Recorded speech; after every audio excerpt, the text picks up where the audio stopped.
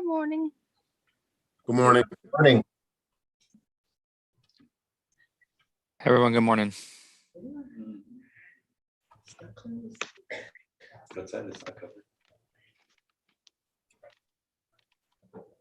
think we have enough people in attendance to get started.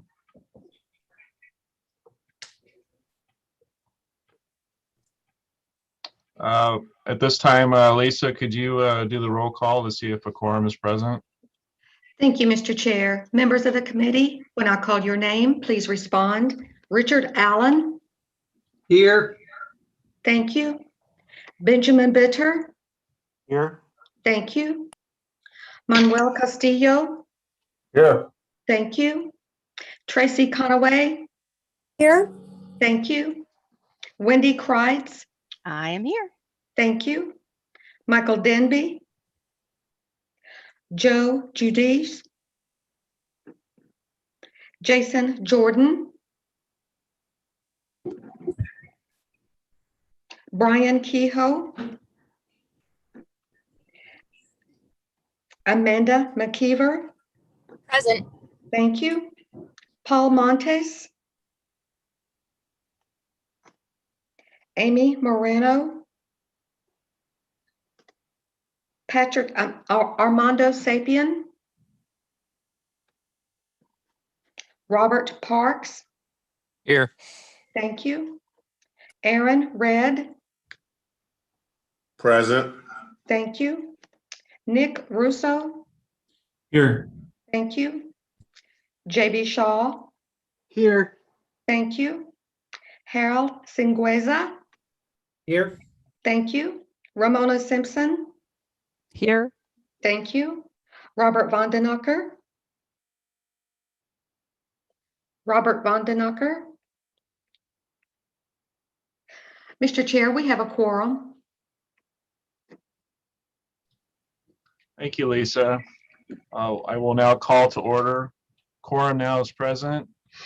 The meeting of the MAG Solid Waste Advisory Committee is called to order. All members are participating virtually.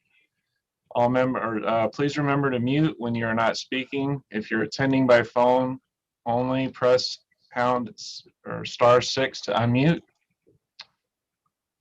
We operate our committee meetings in full transparency, giving the public access to committee meetings, materials, and discussions. The public cannot view the chat comments, and as a result of that, we are disabling the chat feature in all committee meetings moving forward. If you need technical assistance during a meeting, please contact the helpline or contact MAG staff. We appreciate your understanding in helping to maintain transparent discussions for the benefit of the public. Right now, I will do a call to the audience. So an opportunity will be provided to the members of the public to provide input through written comment to the Solid Waste Advisory Committee on items that are not on the agenda that are within the jurisdiction of MAG, or on items on the agenda for discussion, but not for action. Members of the public are asked to submit written comments related to this meeting through the MAG website at azmag.gov, comment, and indicate for which meeting the comment is intended. Comments may be sent at any time leading up to the meeting, but must be received at least 1 hour prior to the posted start time for the meeting. Comments received prior to the deadline will be read out loud during the meeting. Comments must not exceed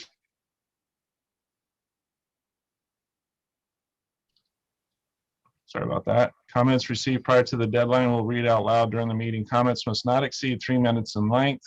A total of 15 minutes will be provided for the call to audience agenda item, unless the Solid Waste Advisory Committee requests an exception to this limit. Please note that comments received for agenda items posted for action will be read at the time the item is heard. Have we received any public comments? Mr. Chair, we did not receive any public comments. Okay, thank you. On to the next portion. So the next item on the agenda is approval of the September 15th, 2020 meeting minutes. Do we have a motion to approve the meeting minutes? This is Ramona. I'll make a motion to approve the September 15th, 2020 meeting minutes. Thank you, Ramona. Do we have a second?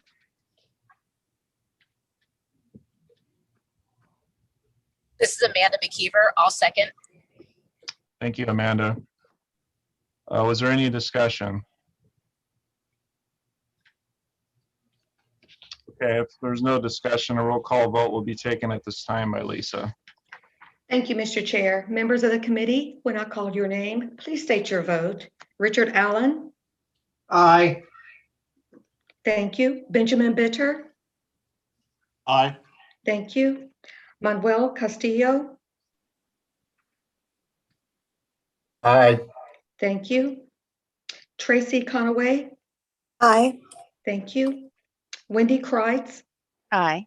Thank you.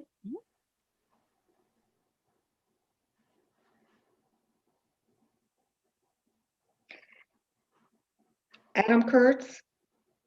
Aye. Thank you. Amanda McKeever. Aye. Thank you. Paul Montes. Amy Morano. Armando Sapien. Robert Parks. Aye. Thank you. Aaron Red. Aye. Thank you. Nick Russo. Aye. Thank you. JB Shaw. Aye. Thank you. Harold Singueza. Aye. Thank you. Ramona Simpson. Aye. Thank you. Robert Vandenacker. Aye. Thank you. Mr. Chair, we have a unanimous vote. Thank you, Lisa. On to the next item on the agenda. We have the City of Tucson Recycling Program. We have Christina Polsgrove and Pat Tapia from the City of Tucson. The City of Tucson has made changes to its recycling program to increase efficiency in recycling collection and reduce costs. The change include collecting residential recycling every other week instead of every week. In addition, glass has been removed from the Blue Barrel program and is now being collected at drop-off sites across the city. And an overview of the City Tucson Recycling Program changes will be provided at this time by Christina and Pat. Just like to welcome you to the committee meeting. Thank you for being here. And if you like, if you want to go ahead and get started with your presentation. Great, thank you for asking us. Please feel free to ask questions. We kept the PowerPoint real short, but we hope that there'll be some discussion. So first, next slide, please. So as we all have gone through this, 2018 brought a lot of changes and challenges for all of our municipalities. We saw a significant increase in our processing costs. We went from about $37 a ton to $49. In addition, there was a contract change that required us to make up any difference between the ACR, the average commodity rate, and $85 a ton. So initially, when that was implemented, we were paying about $50 a ton in ACR differential. So, over $100 a ton. And then our contamination rate was 30%. And so we also have in our contract that if our contamination rate is over 18.7%, we have to pay $1 per ton for every percent over that. So we were really looking at over $300,000 a month initially. We've seen that change right now because market rates are getting better, but it still was something we needed to address. And of course, with China only accepting 0.5% contamination, one thing we used to always talk about, increasing the diversion rate, and we didn't really consider how contamination was affecting that. And of course, now the focus is on quality and cleanliness of the commodities as opposed to the amount. Next slide. So good morning, everyone. I'm Pat. Thank you for having us out here today. Just wanted to talk a little bit about one of the changes we decided to, once we saw the cost or the increase going to be going up in recycling, what operational changes could we make to try to offset those increasing costs? So one of the things we did was look at the option of providing every other week recycling service. So the first thing we had to do was do a field survey. So we did that for about 3 months. We actually would send staff out and look at all the barrels that we had on recycling routes and measure the volume that was being put inside the containers. So we noticed that about 50% of them were not even half full. I mean, they were basically a half to a third full. So, you know, every week collection, not really efficient for us going out there and providing service to containers that aren't full all the time. So the other option looking at is the other percent, 50% that are 50% above, are they going to be able to handle or be able to go every other week recycling? So we right away were able to offer another container in addition to that container if they needed it. So before we would do that, though, is we actually put in place, before we would give a second container out, we actually would monitor their container for about 3 or 4 pickups to make sure they were utilizing the bin the way they should be by, you know, breaking down the boxes, trying to take out any kind of contaminants that are in there, remove them out. And once they reach that stage, if they still have the volume that they are doing more than the 96-gallon container, we'd be more than happy to give them another container. So we went through that process. The immediate savings that we were going to see right off the bat was we normally purchase 11 side loaders every year. By us reducing our routes, we were able to drop that down to now we purchase 8 new trucks per year. So, you know, we all know it, you know, almost close to $400,000 a truck. That's a huge savings right off the top. The other thing that it helped us on was addressing our staffing shortages that we have. With COVID going on, we had to watch our routes, you know, and watch our crews. With that staffing shortages that we had, we were able to reduce 6 routes by going to every other week, which we were able to use that staffing to actually pick up during the COVID when we were short personnel. So this is actually hats off to Christina and her staff of 1, which I know she had much more staff than that, but you know, a huge kudos to them because this required a huge extensive public outreach. You know, we had town hall meetings. We made sure we had the mailings that had to go out to our customers, any kind of social media that we can get out there. With this huge change, you know, we provide service to 140,000 residential customers. We had to make sure that everyone was notified. Going to every other week, they were going to have to really clearly understand what their collection day was going to be. So Christina when her staff were able to put together a good plan on giving them an A week and a B week schedule. They actually put little decals on each of their containers, along with a map that would indicate when on a calendar when their collection day would be. So if anything, the way that made it so successful was the good information that we gave prior to starting the program. Next slide. So the most recent change was taking glass out of the Blue Barrel, the curbside program. City of Tucson has never received any revenue from the sale of glass. And of course, we know that's the heaviest thing that we collect. It is highly recyclable, and we made the decision looking at the solid waste hierarchy that reuse is higher. We did have a city council person who investigated the idea of crushing glass. We purchased a small glass crusher that he was actually taking bottles from different area restaurants and bars and crushing them to see, you know, how many bottles it would take to create 5 gallons. 5-gallon bucket.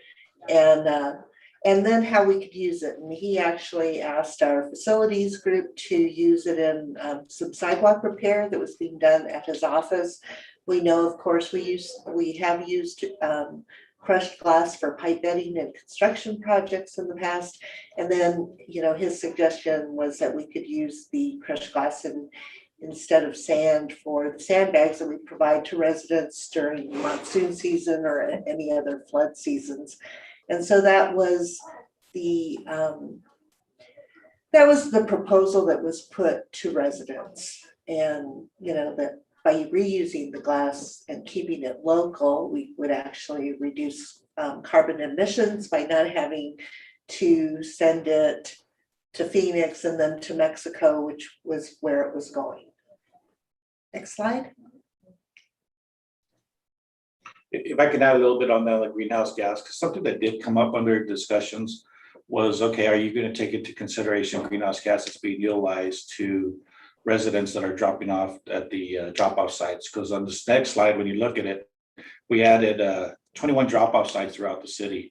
So that did come into play. They're asking, well, yeah, you're not actually shipping or greenhouse gas to ship it to a glass manufacturer in Phoenix and then to Mexicali, but you're still having cars that would transport it to all the drop-off centers. So we did have a comparison, and it was very minimal as far as greenhouse gas, that impact of a smaller vehicle compared to a truck that's going to be hauling 25 tons at a time.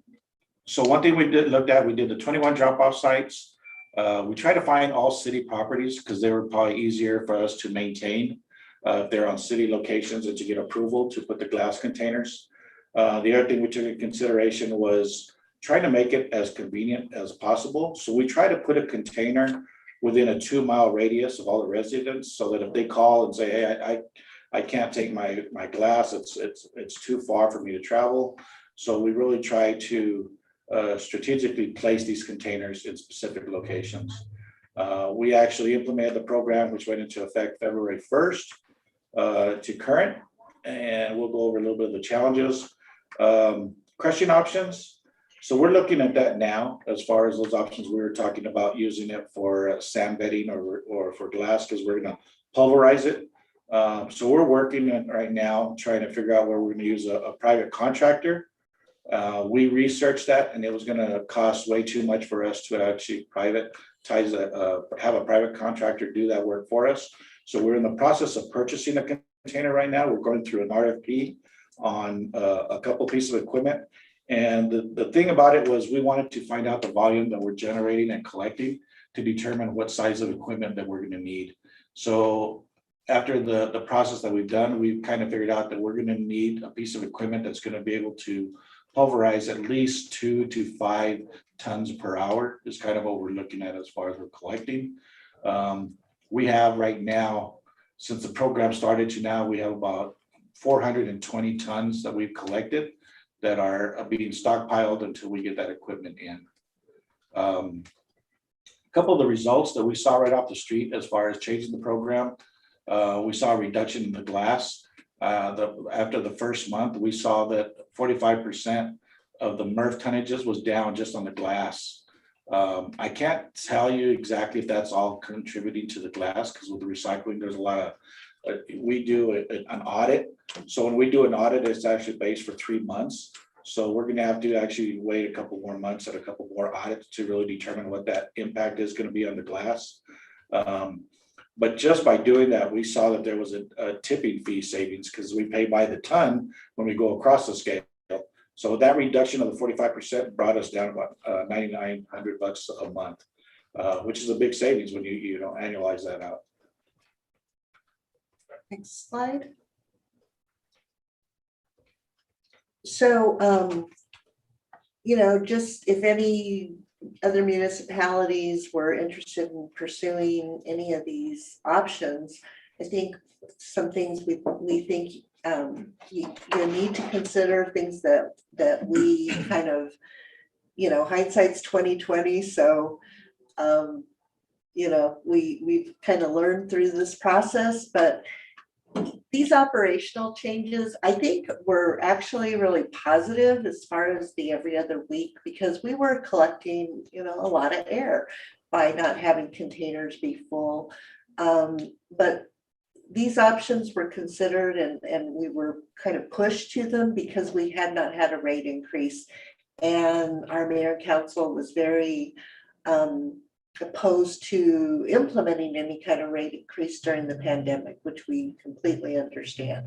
So I think in some ways it really pushed us to think outside the box. You know, we all want to just get a rate increase and not change anything, but these, I think, were positive changes. Every other week, you know, most people are happy with it.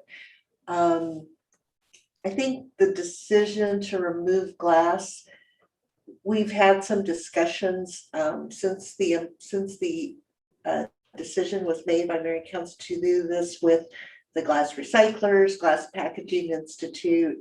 There's a company in Kansas City that started their own glass reuse project, Ripple Glass. And so we've had discussions with a lot of these groups that, you know, might lead to some different options for you reusing the glass. So I think that's a good thing. It kind of brought us to their attention, and it's something that they're seeing up quite a bit throughout the country because we all deal with the same issues. The other thing I think everyone needs to know, you know, any type of change that you make is going to be perceived by your customers as a reduction in service. And so one thing we hear, you know, quite a bit is, if you're reducing my service, why aren't you reducing my rate? And so we've tried to really explain to people, you know, all these changes were being made in lieu of a rate increase. So you know, they're just things that you need to think about. It hasn't been terrible. I mean, we still hear it. And as you know, there's a lot of misinformation out there. People think that, I don't know how they got it, but Pat had somebody one day bringing their Blue Barrel back to our office thinking he was going to get a $4 credit, which we don't even know how that, where that came from. But, you know, just so these are just things that, you know, we've learned through these processes, and I think we've learned a lot about it and what, you know, what people are open to. So now we'll just open it up for questions and discussion. Thanks, Christina and Pat. Does anyone in the group have any questions? Hey, this is Robert from Surprise. I just want to ask, when you opened up your 21 locations around the city, have you had any issues with people dropping off couches or any other material that isn't glass that you guys had to control? We have, actually, it's more of we have neighborhood recycling centers already, and we kind of drop these off at different locations. We haven't had a lot of illegal dumping per se at the glass sites. What we have had is the challenges that were right at the beginning was the bins are filling up pretty quick, a lot quicker than we had anticipated. So once they fill up, and then what residents will bring the glass material to the bin. They might bring their milk crates or boxes, and once they threw all the glass in the container, then they were leaving that debris in the ground around it. So it has taken some education. We're trying to put as much messages on there. We actually try to put a recycling bin not too far, not next to, but not too far from the glass bin, so they have a place to put those extra boxes that they do bring. But yeah, that was a challenge at the beginning. Also, the other challenge, that's a good question, because the other challenge we ran into was glass breakage. You know, not only on servicing it, we did find out that it's better to service it more often, so that if it's full, we did tend to see glass that was breaking around there, or as residents were coming up and they accidentally drop one, having to clean up that. So that's been an ongoing challenge that we've had to work with. This is Harold from Avondale. You'd mentioned that your tonnage at the Murf is down by 45% from when you first started the program. Did you notice that in your tonnage going to the landfill increase by any amount? You know, are residents potentially throwing those glass bottles into the trash instead of recycling them? Just wondering if you notice anything from that end. Not really, because I mean, basically we collect the recycling, it's about 38,000 tons a year compared to the, 300,000 we collect on the refuse side of it, end of it. So it's a very small number. You won't see it move that much. And Actually, our tonnages have gone up anyways with COVID and people working from home and all that. So we've seen that spike already go up. So I couldn't tell you clearly if there was that much going to the refuse side of it. We're actually seeing quite a bit of glass, more than we anticipated. And we think it's also encouraged small businesses to bring their glass, because if you add the tonnages that they're getting at the Murf and what we're collecting through this program, it's actually more than what we were taking in at the Murf prior. Manuel Castillo, City of Scottsdale. Speaking to the outreach, how far in advance did you get out in front of it? And as you look back, was there something that you would have done differently with the outreach? I would say with the every other week, I think we really covered our bases very well with the outreach. On the glass, we had to implement it pretty quickly. We had about 3 months. 3 months. And we did send a direct mail piece to all residents that provided them with a map. And you know, one thing that's taken a little more time is we got all the glass containers prepared, but we needed to redesign graphics for our neighborhood recycling centers, because a lot of those are near and they say glass. So, you know, we would get people saying, well, it still says you're taking glass. So that's taken a little bit more time. I think, you know, one thing, like I said, we did hear from the Glass Packaging Institute after this decision was made. And then we also reached out to Ripple Glass, and Pat and I have talked, and we said, you know, had we had those discussions before, we might have done that approach a little bit different. Thank you. A little bit on that outreach too, that, you know, I don't know if you all bill your residents through your utility bill through the water. We were about 3 or 4 months ahead of that, already putting information on all their billing to let them know, as well as we did direct mail outs to each household with a map, so they would actually know when their collection day would be, along with the dates of their collection for the first full year. That was on the every other week. Yeah, every other week. Hey, This Pat. is Tracy. Oh, go ahead, Tracy. Hey, this is Tracy from City of Chandler. It might be different in Pima County, but how do you get around the requirements to only allow for every other week? Because we have to pick up solid waste twice a week. So with the every other week in recycling, is it just different in Pima? It's not. In Pima County, we actually we had to get the once a week refuse collection variance. And so that's monitored. As long as you're collecting once a week with the variance as far as solid waste, something that's not monitored is the recycling. There is no restriction on the recycling. You can provide that service, you know, once a week, every other week, once a month. It's not monitored like the solid waste. The solid waste with the variance that we have, we were okay on once a week collection.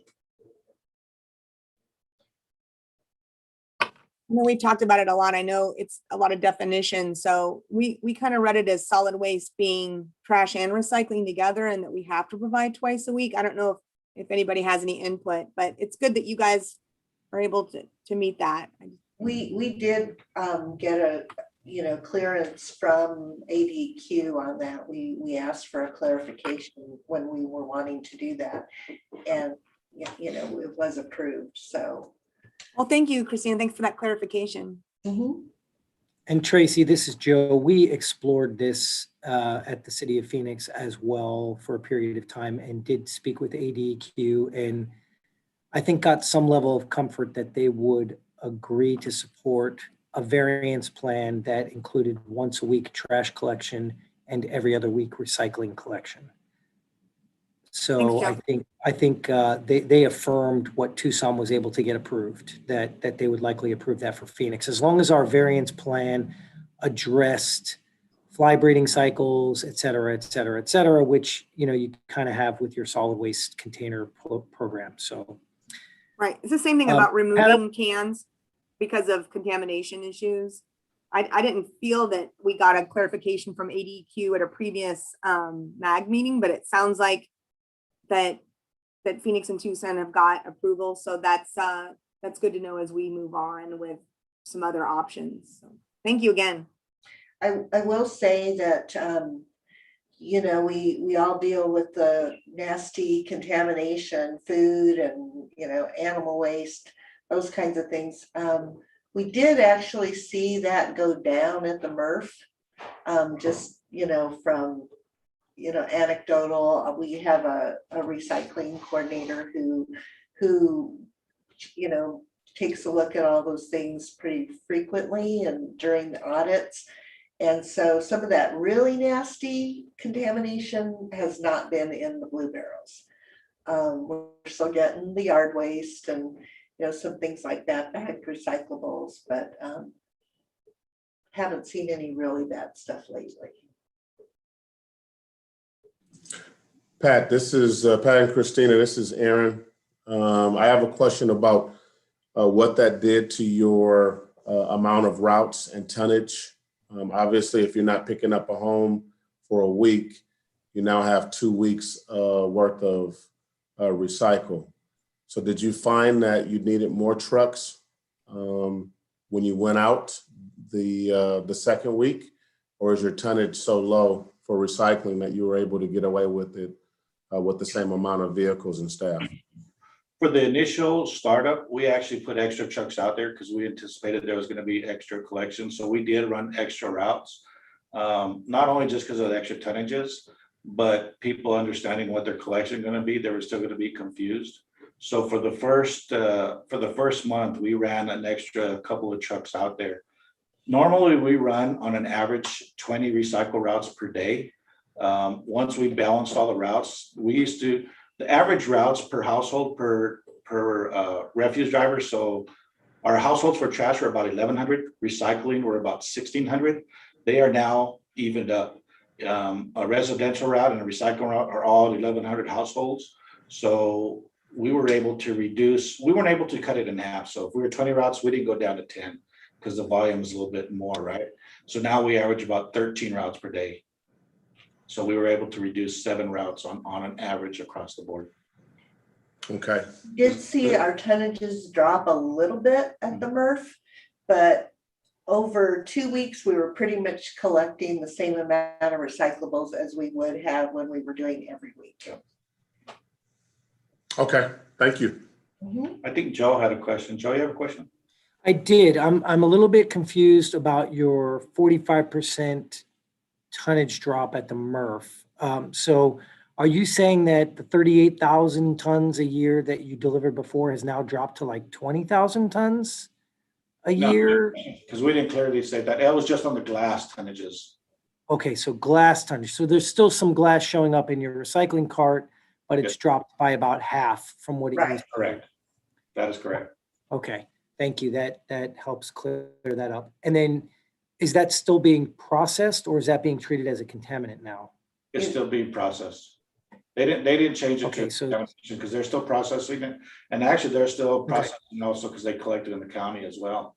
So that was our big argument going up front and said you're not throwing it away, you're still processing it. So it shouldn't be considered a contaminant. Okay, thank you. That's helpful. Appreciate that.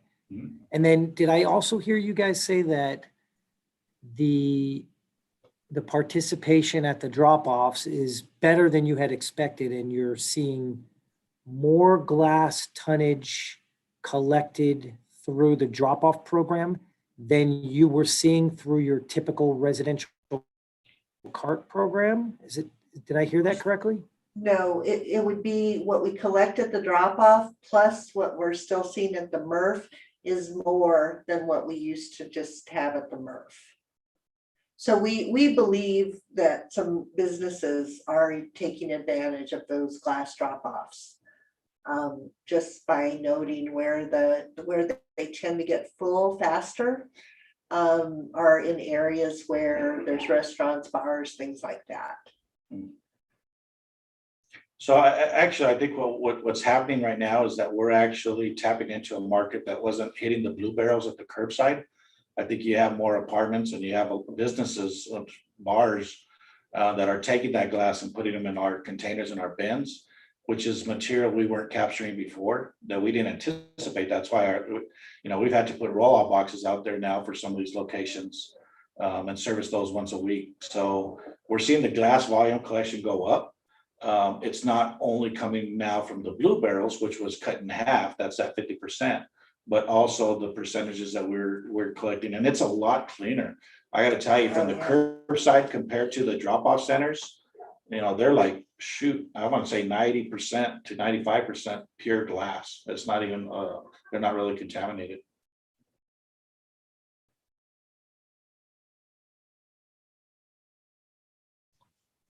Great, thank you. Is there any more questions before we move on to the next topic? This is Ramona. I just want to say thank you to Pat and Christina.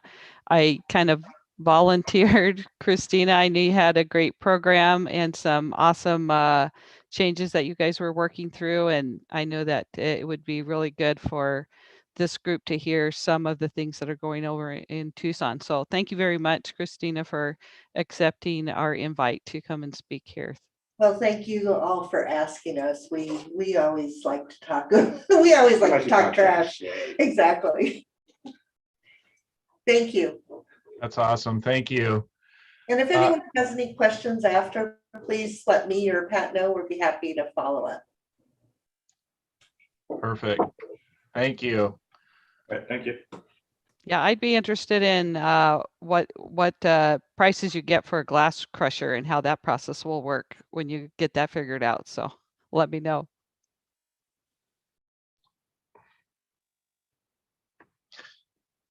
Okay, on the next item on the agenda, we have discussion on electronics recycling. We have Phil Ng from West Tech Recyclers with us today. A little background, electronic waste is definitely a growing issue. Solid waste and recycling providers are working on ways to properly recycle electronic waste and keep it out of the landfills. As a matter of fact, the City of Goodyear, we've partnered with West Tech Recyclers since about 2008. We've partnered with them to help us provide drop-offs for our residents on the electronic waste. And they also assist us during our HHW events and outreach efforts that we do here. Right now, we have a presentation will be provided by Phil Ng from West Tech Recyclers, and we'll just go ahead and get started. And thank you, Phil, for joining us today. All right. Hey, thank you, Adam. Yeah, thanks for inviting me to join on this call. I've never been on a MAG meeting before, so this is my first one. And Christina, I love that catchphrase, we want to talk trash. I think you need a t-shirt for that, right? I'd love to wear one. Anyway. All right, so I'm with West Tech Recyclers. As you can see right off of the beginning slide, it says Full Circle Electronics Group. So what is that? I'll talk a little bit more about that in a second. It's a group of companies basically that we're trying to grow and try to help recycle electronics, addressing the sustainability issue and all around electronic recycling. So I'll talk about the growing a business and being more sustainable as part of this presentation. Next slide, please. So as I mentioned, I'm going to talk about who we are as a company. We've worked with a lot of the municipalities in this forum. I'm grateful for that. Also, I think we probably have, you may think you know us, but I'm hoping to share a little bit more about our operations and who we really are. And then I'll talk about some of our recycling goals and some broader goals in the industry, namely from the EPA, that may have an effect on everyone. And then lastly, I'd like to talk about what we can do for you, have some ideas on how we can partner with more each one of you. And even if you don't partner with us, you can always use these ideas with whatever recycling company you want to contract with. So let's move forward. Next slide, please.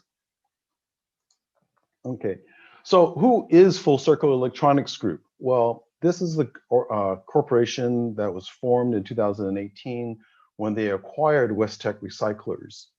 So under the Full Circle Electronics Group, we have an arm called Full Circle Recycle, and we do business as Westech Recyclers. And as part of that acquisition, we also got Resell Electronics, which is our sales channel. So if you think about Westech Recyclers, we do the collecting and processing of electronics, and those electronics that can be reused and offered as into the secondary market, we put that through Resell Electronics.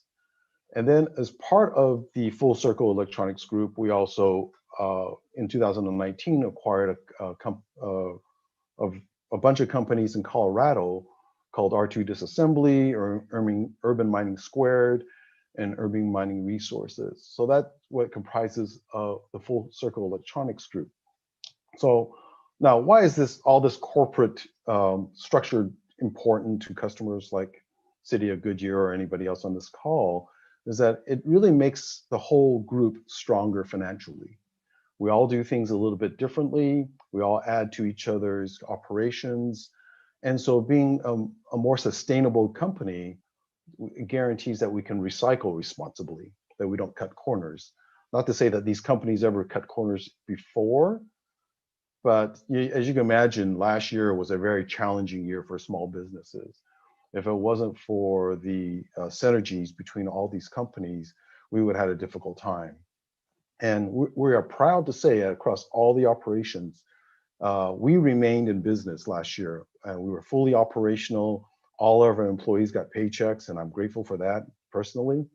It was a challenging year though, because as you can imagine, all the drop-offs, the electronic drop-offs, we lost about 40% of our volume, but we were able to, maintain financial health and still recycle responsibly. So I'll touch a little bit more about the importance of this corporate structure. I come from a corporate background, and it's not all pretty working for a corporation, but there are some advantages, and I'll talk about that in a second. Next slide. So in the agenda, it said the City of Goodyear has partnered with Westech Recyclers, and Adam was kind enough to mention that again. And we enjoy our relationship with the City of Goodyear, but I don't want to leave the other members of this MAG committee out. We partner with over 15 of the Arizona municipalities. So we do a lot of work with each and every one of you, and we enjoy that relationship, obviously. We also work over the past years with 8 of the 10 top law firms in Arizona. So we have a pretty good presence. And federal agencies like the Homeland Security, ICE, also work with us. And the Bureau of Indian Affairs does a lot of their business with us too, taking their electronics to us. And so we're a small company, but we have a pretty good footprint across Arizona. We are part of the local community. Tracy Haslam, the CEO and owner of Full Circle Electronics Group, is part of the Keep Phoenix Beautiful board. Recently, we became certified as a green business leader, as part of City of Phoenix. And then we also got recognized by Local First Arizona's Arizona Green Business. So although we show operations in Colorado, our presence in Arizona is big for us, right? We try to keep engaged in our local economy. All right, next slide. All right, so I think I'm probably preaching to the choir here, but I'll just go over some of the items that why we are recycling electronics. And one, of course, is, as you guys know, there are poisons in the electronics that can leach into our groundwater, toxic substances like lead and mercury. So we want to keep those out of our landfills. And that's why, Westech is concerned about it. The other thing too is that there's the raw materials that are in those electronics, there is some value, right? We can recover gold and silver and palladium and copper and steel. All those are at all-time highs right now. And but if we can recover them, they go into what is part of the circular economy. That way we don't have to waste energy mining more raw materials. And so there is a lot of value there. Now there's trace amounts, so that's why you have to recycle a lot to get the raw materials out of it, but obviously there's enough for us to make a business out of it. And then the third bullet, the last thing I want to talk about, is the community access to technology. I mentioned that we acquired Resale Electronics, which is our sales arm. One of the sales channels that Resale Electronics has is a local store. Our store is directly east of the Chase Field ballpark. You go to the east entrance and we're right in front of them. It's a small little local store, but it allows us to offer those electronics that we refurbish and repair.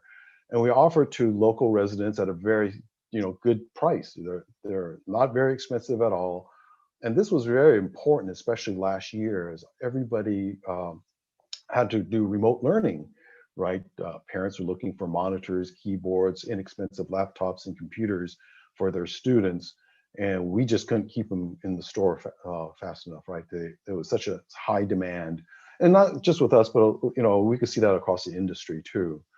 But that local store gives everybody access to low-cost technology, low-cost electronics.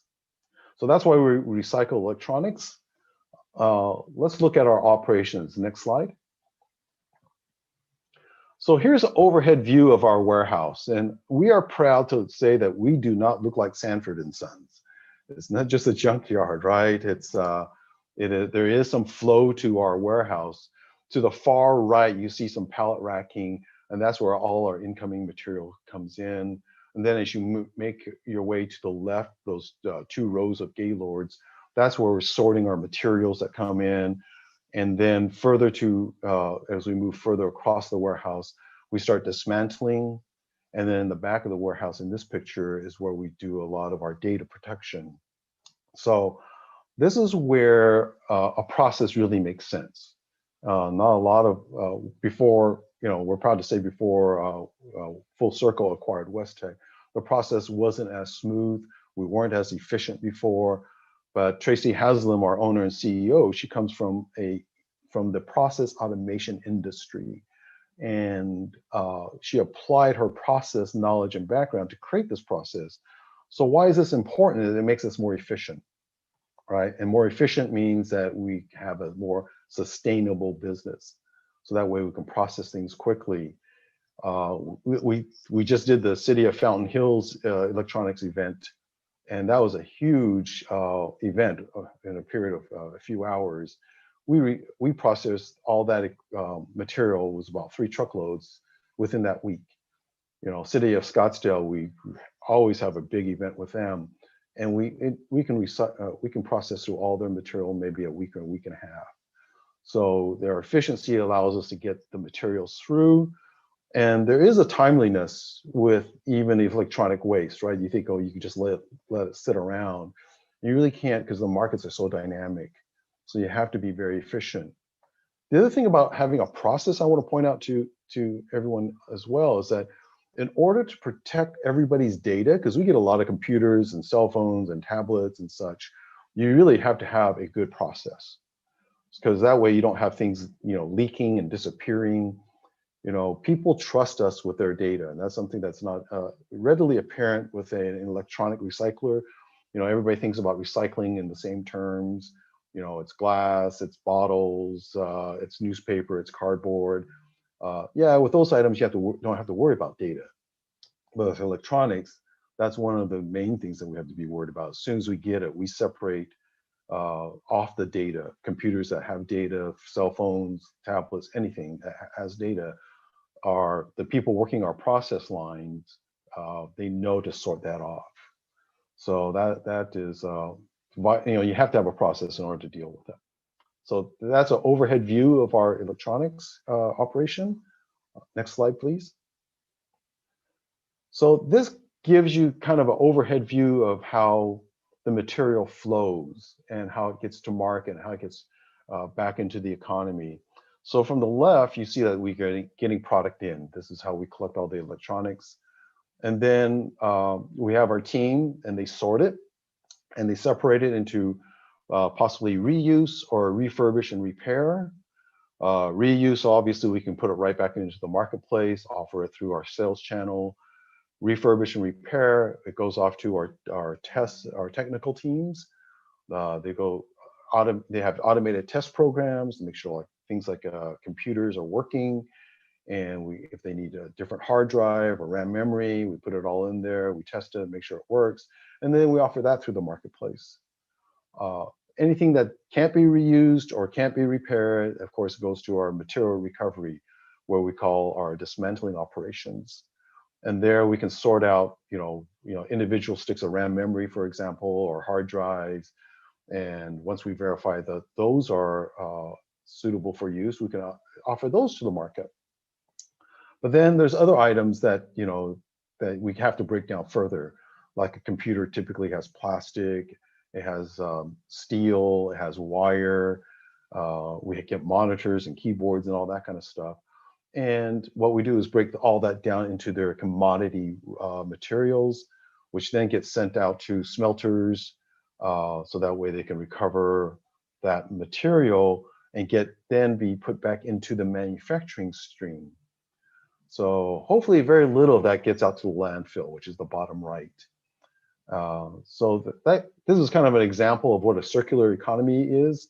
When that material recovery is broken down and sent to the smelters and then back into the marketplace, that's how West Tech and everybody else contributing to electronic recycling gets the material back into the economy.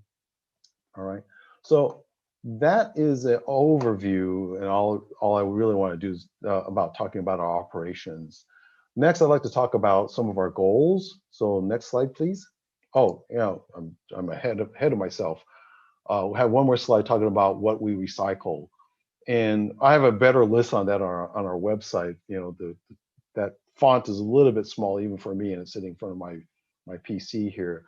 But anything that has a cord or has a battery that is what we recycle. It's all electronics. And excuse me, I got somebody at the front door here. They were trying to deliver a package. I just sent them to the back. But so anything that has electronics, we can recycle. We get some home appliances here and there, just like I'm sure you guys get it. And we can recycle that as well. But generally, our first question to somebody that wants to recycle appliances, if it's still working, we encourage them to take that to like a Goodwill or a Salvation Army. If it's working, let's get it back into the marketplace and let somebody else use it. Only if it's broken and there's no future life for it, we'll take it, we'll recycle it for them. There's really very little electronic value in it, but we don't want them to dump it into the landfill, is what we try to avoid. And then the bottom screen there, that screenshot there, that's a picture of our local store. Fox 10 stopped by one day to look at all the stuff we had for sale. And again, I mentioned there's a timeliness to these products. As you can imagine, an old computer doesn't get more valuable with age. You have to put it back into the marketplace and let people get, there's a life for it, get it back out there and let people use it again before it really has no more life again. So the fact that we have a local store to help offer these goods at a lower price to residents is something that we like to do. We also have other sales channels as well. Okay, and that store is open to anybody that wants to stop by. If you're looking for a cheap computer or a Chromebook, as you can see, we have some projectors there. We have a variety of electronics that come through. All right, let's move to the next slide. So that's the end of our operations I want to talk about. I was talking about sustainability up front. And of course that, everybody's thinking about, recycling electronics when it comes to sustainability or recycling anything, any product really. But if you start really trying to address the sustainability issue, you don't have to go too far before you start really having to look at the human condition, right? If you really want to improve sustainability and you start digging into the root of where you actually have to make some effective changes, you have to start getting down to the human condition and their living conditions, their economic livelihood. And the United Nations started addressing this. And if you go to the United Nations site, you will see where they go beyond just about, recycling and increasing recycling rates in that, which is a good goal. But, they recognized in order to address, the native populations burning wood for energy use. right? If you want to get out of that cycle, you actually have to get more sustainable energy for them to use. And if you really want them to be able to use more sustainable energy, now you actually have to start talking about, okay, well, what's their economic livelihood so they can afford a different source of energy. So, that's just a small example of what I think drove the United Nations to look at a broader goal. Next slide. So West Tech, we looked at that, because obviously we're in the sustainability business, and the United Nations development goals. There's 17 different goals, and we looked at what we were doing, and we could see ourselves in seven of those goals already. And I've grouped those into three broad categories for you. And the first one is about advancing a sustainable circular economy. Hey, that's a no-brainer, right? We're West Tech recyclers. We're involved in recycling. Everything I just talked about is about a circular economy. So of course, shame on us if we can't support those goals. And then the next group of goals is about improving the lives of our employees. And we are proud to say that we do that for our employees. When Full Circle first acquired West Tech, one of the first things we did, we offered our employees a health benefit. Now, here's also, I was talking about, corporations, not everybody wants to be under a corporation, but here's actually where the corporate structure actually helps our employees, because, we offer, a decent work environment. We offer them stable jobs, but also we offer them a career path. We recognize not everybody, is destined to go to college and find a professional career. There needs to be a career path for people that don't go that path. And so we are proud to offer a career path for those employees that need a different way to achieve a good livelihood. And so we've done that with some of our managers, recognize them as great individual contributors and moved them up into more responsible roles. So so that's part of our culture, actually. So we're proud of that. And then the last part of the goals that we meet of the UN's goals is building a more equitable future. If you go to our website, you'll see that our management team is about 50-50. And actually, it's slightly in favor of women. We actually have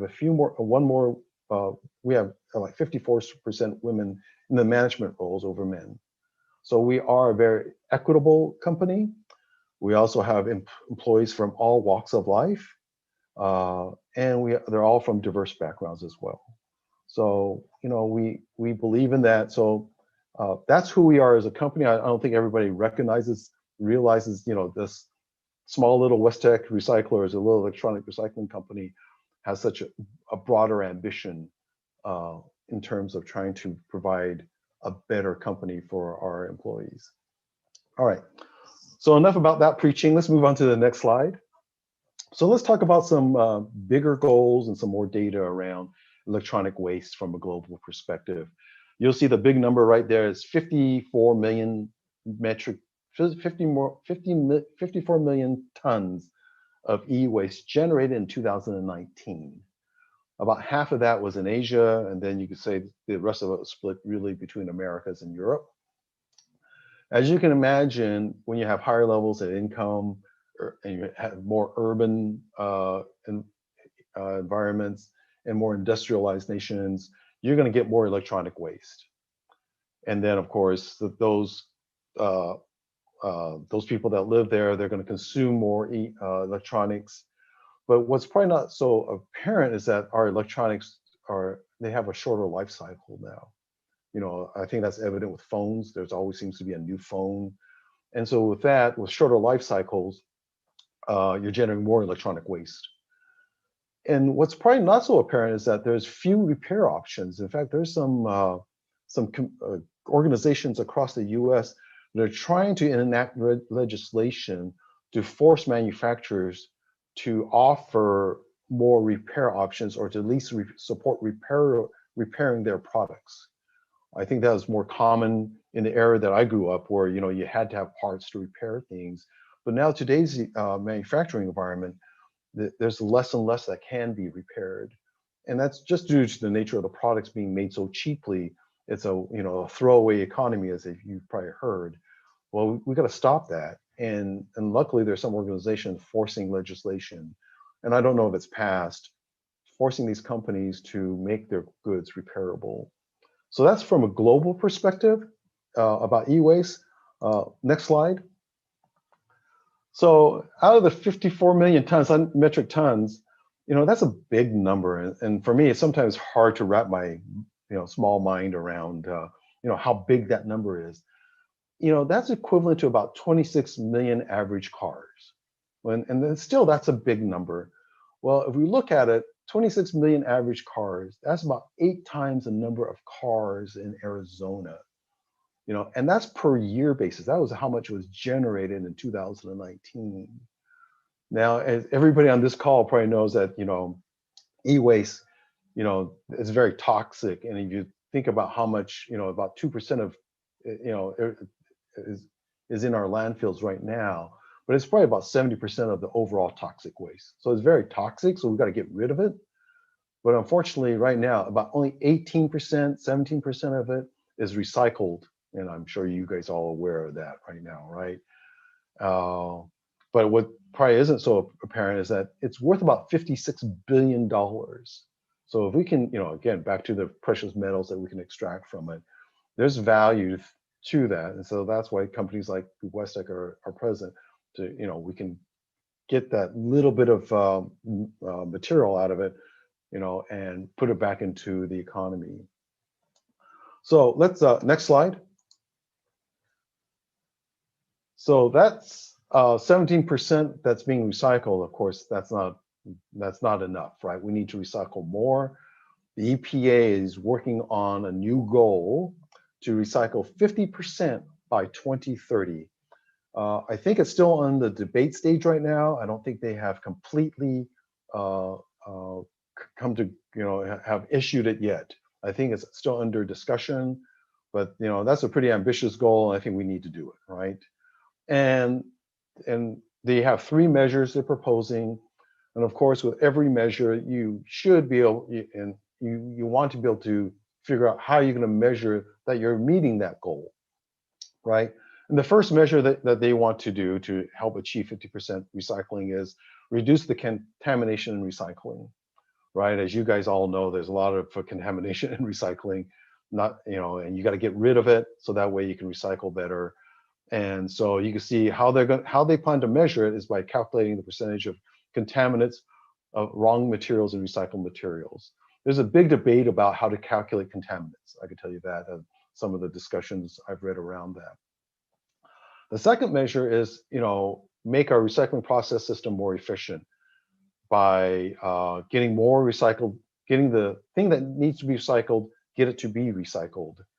So how are they planning to measure it? By tracking the percentage of materials successfully recycled through a recycling facility compared to the materials that the facility receives.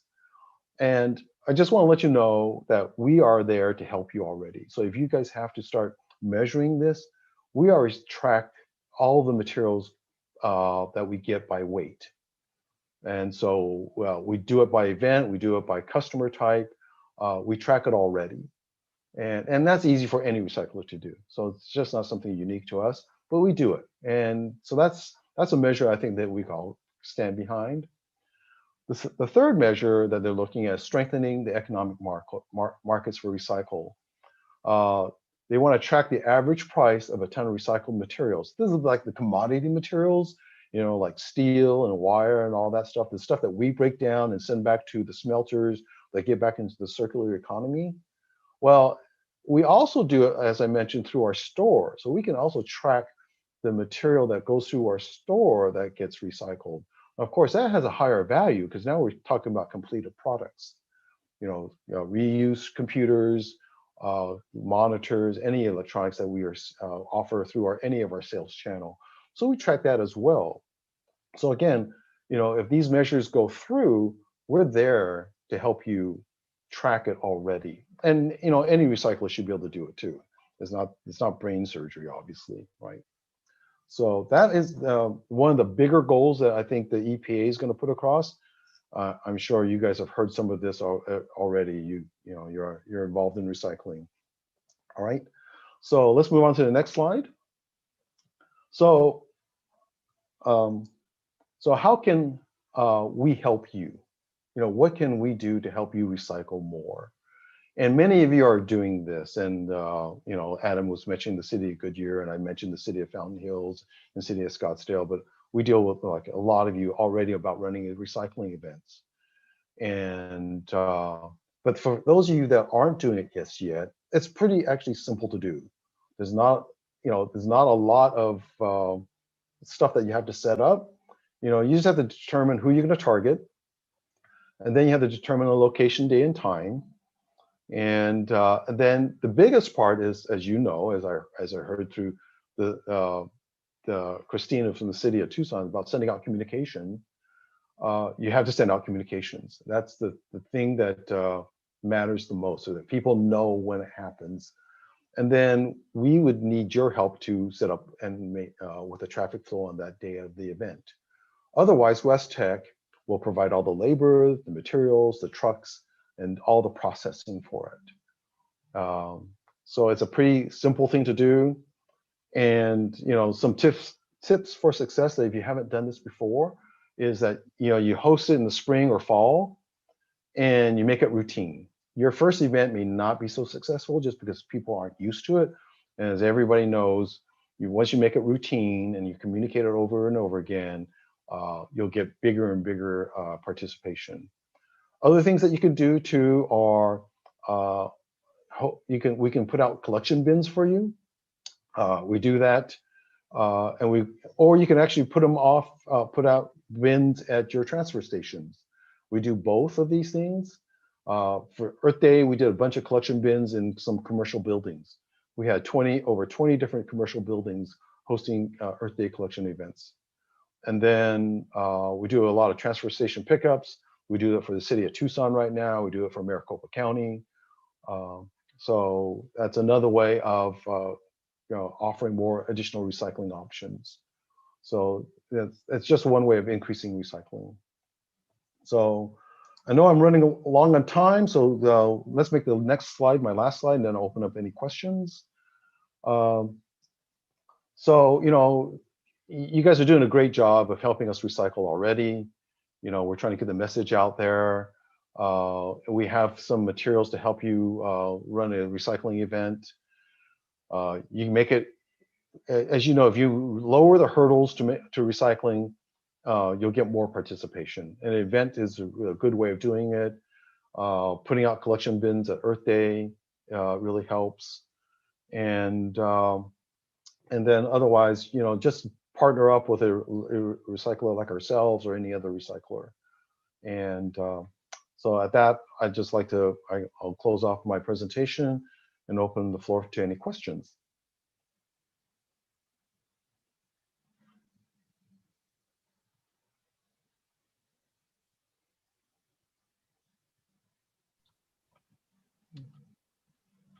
Thanks, Phil. As far as you guys, I know our IT department has used West Tech. So there's a proof of destruction that you guys provide as well if needed, correct? Absolutely. We can, I tell this to, we get that question all the time from residents. As soon as they hand us over their computer, it's like, do you destroy the data? And it's like, well, we have to, right? Because we can't afford to be liable for the release of your data. We'd be out of business. So we destroy everybody's data. But some people need, corporations, businesses, municipalities need a COD, a certificate of destruction. We'll be glad to provide that for you. And we can even serialize. You give us a bunch of hard drives, we'll serialize all the hard drives that we destroyed. We'll put that in a report for you. So we offer that service. Whatever you guys need, we can offer. We have that level of service for you. Okay, thank you, Phil. Thank you for the information and explaining the process of e-waste recycling. Okay. All right. Thanks for having me here. Great. Next agenda item will be requests for future agenda items. So the next topics or issues of interest we would like to have considered for discussion at any future meetings. Is there any suggestions for future agenda items from the group?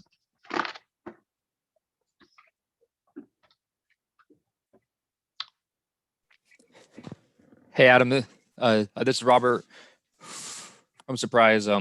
Maybe something from the county or from ADQ about kind of what expectations they would have, or kind of what they would look for in a once every other week recycling program that they would approve or they would consider approving or something like that.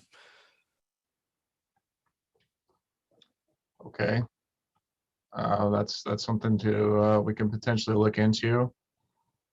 I know it seems to be one of the topics that comes up quite often at the meetings. So if we could possibly get some more clarification, maybe we'll work on that. Was there any other agenda items for future?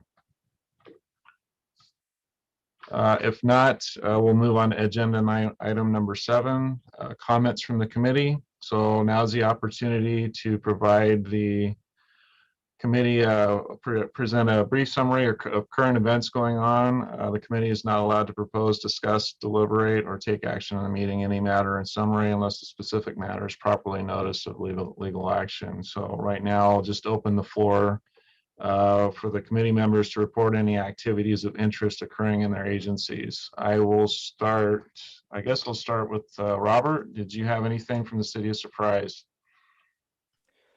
Just an update. So we had our event in April for House of Hazardous Waste. Went well. Won't be doing anything for the summer, but we already have planned to do a fall, a winter, and then our April of 2022. So those 3 events for the next fiscal year. We have a lot of growth out here, and so we kind of are planning this next year to do kind of a large reroute of our curbside collections. And so we were able to go to council last month and got approved to add 2 new silo trucks to the fleet because of growth, and we're excited about that. And so we kind of got that planned in. So when we do our large curbside change in routes, that we'll have those trucks kind of close on the way so we can add routes and not be hurting on our truck side. But outside of that, there's not a whole lot else here. We just kind of still have some challenges with extra tonnage that we still have. I don't know if anyone else still has that COVID effect on their tonnage, but we're still quite a few higher tonnage than we've kind of had in the last couple of years and kind of been preparing for. Yeah, so that's about it out here for Surprise. Okay, thank you, Robert. Wendy, you have any updates? I have nothing. Great. Jeremy?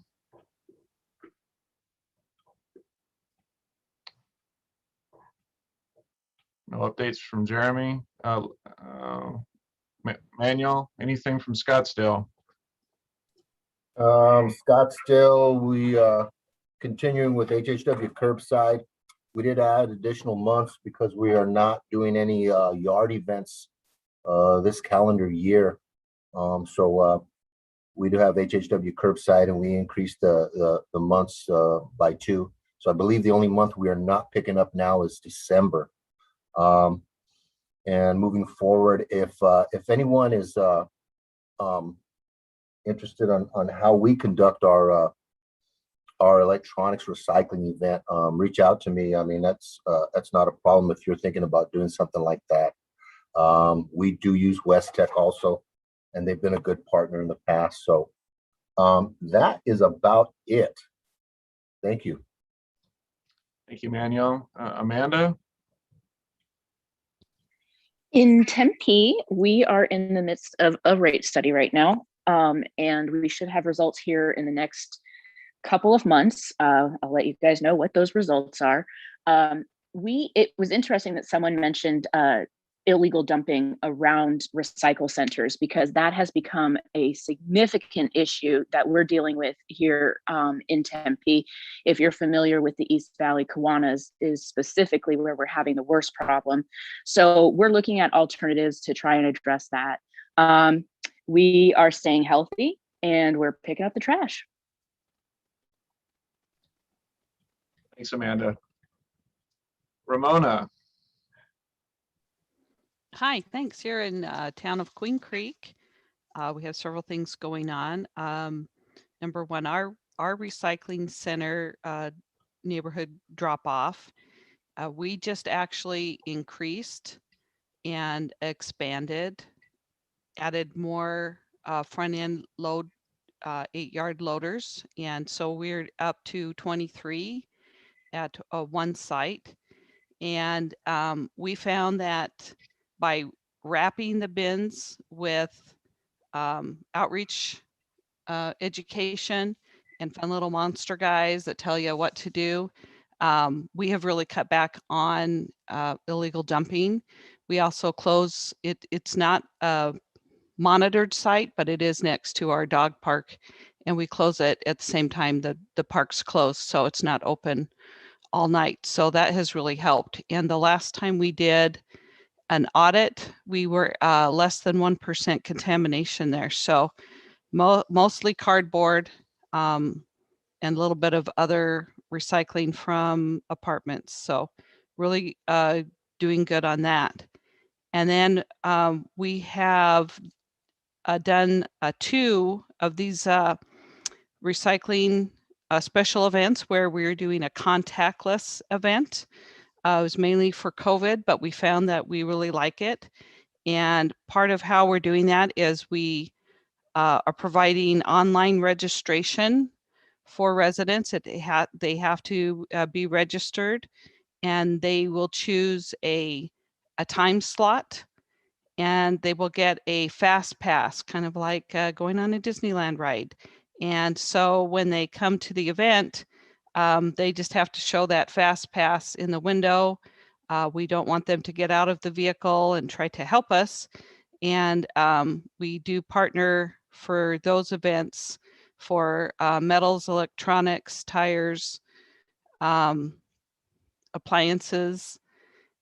We do paper shredding, and we have been partnering with the Maricopa County Sheriffs for prescription take back services, and also for paint, latex paint with green sheen, and right-of-way disposal / Waste Connections does all of the rest of our events. And so those have been going really well, and we have probably over 500 plus coming to those events. We're also in the process of working with Recollect on a new bulk widget for bulk scheduling. We do our bulk collection. We have 4 zones now, and we do the first week of every month is the bulk collection, depending on your zone. Zone 1 would be Monday. And we do scheduled bulk so that our collection provider can route that, and we're not driving through the whole communities. And Recollect has a new bulk widget where it's going to be able to be calendarized and give us also analytics at the end. And we'll be able to give residents the information. They'll also be able to click what they're going to be bringing. So we're really excited about this bulk widget, and we should get that up and running in September, and we can give you some more information on how well that is going at the next meeting. So that's what we have here in Queen Creek. Thank you, Ramona. Tracy. Hi, City of Chandler. Currently, we also are undergoing a rate study and cost of service study. And so as soon as we have those results, I will also share as Tempe will. Our Murf contract with United Fiber is a 1-year contract. It ends in February, but we have already gone out for an RFP, hopefully getting some different options, and that's being reviewed this week. As soon as we have those results, I'd be happy to share that as well. And as far as electronics, we also work with West Tech. At our facility, we allow residents to drop off electronics, and Waste Tech comes and picks those up weekly. And then we also, because we schedule bulk, we pick up metal and electronics through bulk collection. So residents have a couple options. Instead of having e-waste events, we either pick up at the curb or they can drop it off here at facility. And we worked with West Tech for quite a few years, and they've been a really great partner. And so I'd be happy to share any of that information with anyone. And I think that's it right now. Great, thank you, Tracy. Nick. Thank you. No updates from Elmer Rush. Perfect. Aaron. So for the city of Peoria, there were a number of things that kind of tacked on at the end of this fiscal year due to COVID and people being able to travel again. The first thing that we were able to get into was we replaced about 3,000 lids. The current recycling color in Peoria is a cocoa brown. We actually got a grant from the recycling partnership to replace half of the lids. The other half we actually footed the bill for. So these were blue lids that had in-mode labels with the do's and don'ts of recycling. We had a pre-sort audit in the first part of May, not only to see how much contamination was in our recycle bins in these selected routes, but we also wanted to capture how much of recyclable materials are actually found in the trash can. And so we have been inspecting, we have 4 control areas. We've been inspecting in one of the areas along with the blue lids since May 3rd. And our last inspection date will be the last Tuesday of this month. And so we'll, following that, we'll do a post audit to see how much our recycling contamination has dropped. Hopefully it is done in a big way. So that's the first thing. The second thing is we have installed Routeware, our fleet management system on all of our vehicles. We did a pilot program for about a year, and that was because of COVID and individuals not being able to travel like we spoke about before. But we're now fully installed. We are going through an interface to where all of our service orders and all of our work orders will be automated. So every night, what's in our system in North Star, as far as our service points, will automatically be transferred into Routeware. And then finally, we did a green waste pilot program in selected areas across the city. We actually did it not using a third container, but we were actually doing it via bulk trash. So we asked the residents to separate their bulk trash piles, green waste from the others. That has been successful the first 6 months. And so we're going to try that again to see if it is something that the city wants to adopt for all of its zones.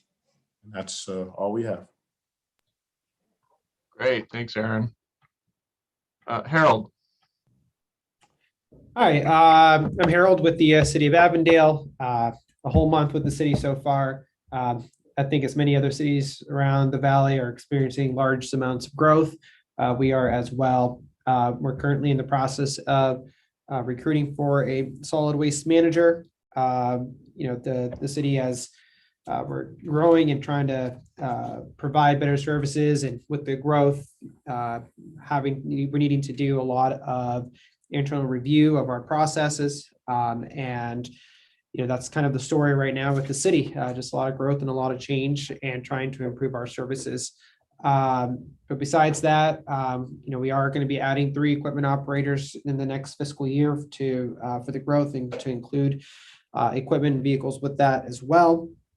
We are going to be reviewing our routes, reviewing our routing process, and obviously reviewing our current services to customers.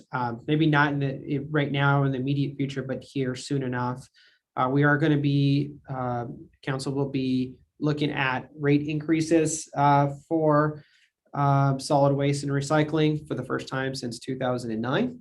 So in October, we've gone through all the public hearings so far, and in October, actually here in the next, month, the city council will be voting on that so that we can have our first rate increases since 2009 that are needed. So I wasn't a part of that study and review. That was performed prior to me coming to the city. So I will be reviewing that with our finance team here in the near future, so I can get myself well acquainted with that. But besides that, that's what we got going on in Avondale. Hey, thanks, Harold, and welcome to the group. JB. Thanks, Adam. JB Shaw, Recycling Coordinator at ADQ. Just wanted to thank those of you who are able to fill out ADQ's yearly recycling survey. And just let everyone know that this past spring semester, I had a couple interns working on a sustainability toolkit for mainly for small and medium-sized businesses. And currently, we have that being reviewed by various businesses to gather feedback on it. And then eventually our goal will be to put that on our website and share it with the various green business programs across the state as an added resource to help businesses do more. So thank you, and hope everyone's doing well. Great. Thanks, JB. Did I miss anyone? Anyone else have any updates? Okay, with that, I'll move on to agenda item number 8, which would be adjournment. Business is now concluded. Is there a motion to adjourn the meeting? Do I have a motion to adjourn?